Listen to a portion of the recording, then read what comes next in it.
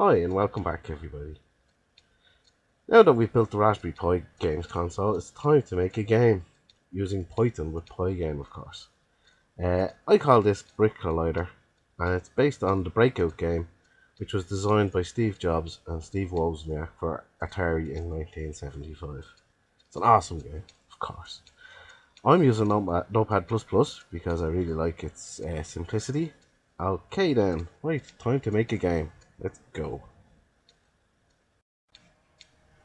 As we're using Pygame, we need to tell the program that needs to be imported. We do this by saying import Pygame. We're also using an OS. This is to make sure the game is centered when it starts. It also needs to be in place before we initialize Pygame.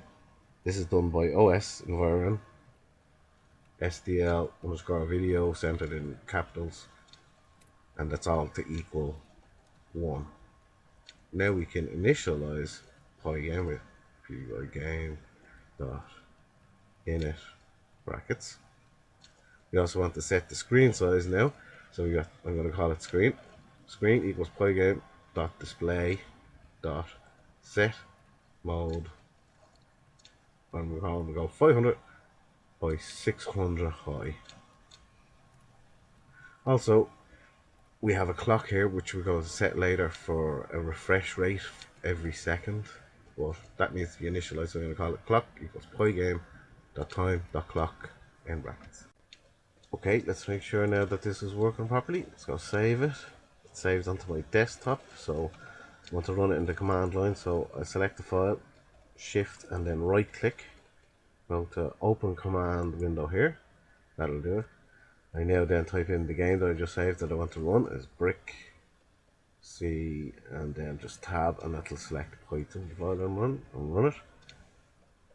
There we go, that's it, up and running.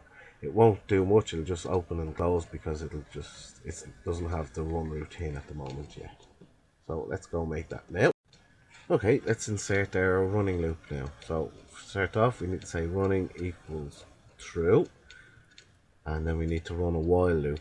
So this will run while the running is true, basically.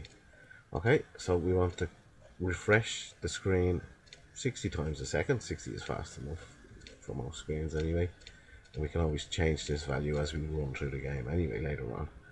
So now we need to fill the screen. We're going to fill the screen green, so we need to screen.fill and then select our RGB colors, 0 and 255 for green and 0 for the rest. Needs to be in double brackets, and off we go. So we also need to now flip the screen or display the color, fill in the color. So we have to go pygame.display.flip and brackets, and that will. Now we want to check for events like the X at the top right hand corner, and for pause and stuff like that. So basically we type for event in pygame.event get, right? That'll get whatever events are happening. We also want to set a rule for a pause, so we'll set pause equals false. Next we'll check for the actual event. So if event.type equals pygame.quit, which happens to be the red X at the top right hand corner, if that's hit, then we want the game to close down. So we'll set running equals false, which will just basically stop the game. We also want to check then for the escape key if that's pressed down. So basically if event.type equals Pygame key down in capital, so that's basically if the key is pressed down and that key happens to be the escape key. So and event.key equals Pygame dot capital K underscore capital escape. So that's basically the escape key. We also want to set running to false as well. So running equals false. Just picked up a few mistakes. Equals false. Now we also want to check for a pause scenario. So basically if the P key is pressed, so we go if event.type equals Pygame dot key down again in capitals, and event dot key equals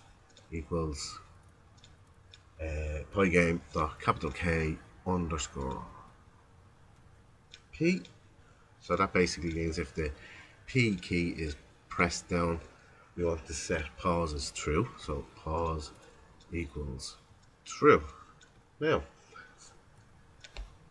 we want to run the while loop now for a pause scenario. So while pause, do this. So again, we get the events. So for events in Pygame dot event dot get as before, brackets, and then we have to do this. Then this will check for the events. Basically, it's the same as what we've done before. So let's just copy it and paste. So down, paste it. We have a little bit of tabbing to do just to make sure that the game runs properly. Go, just one more tab. There we go. So basically now we have running equals false, but the only problem now is if the quit is, it'll just